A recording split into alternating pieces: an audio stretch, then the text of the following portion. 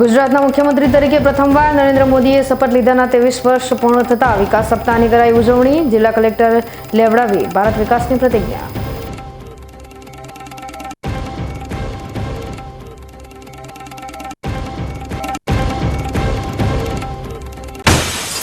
Dhanera railway પુલ નજીકથી પસાર થતો સર્વિસ રોડનું અઠવાડિયામાં કરાશે સમારકામ। આગામી શનિવારના રોજ આંદોલન થાય તે પહેલા રજૂઆતને લઈ યોજાઈ ખાસ બેઠક।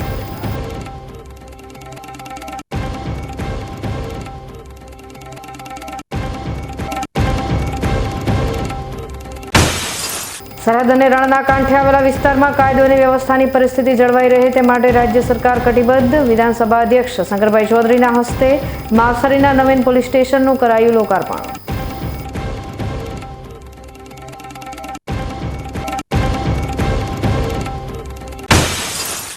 અને અંબાજી ખાતે યોજાઈ આંતર કોલેજ ક્રોસ કન્ટ્રી સ્પર્ધા। રન શક્તિ સ્પર્ધામાં કુલ 5 કોલેજના 201 વિદ્યાર્થીઓએ લીધો ભાગ।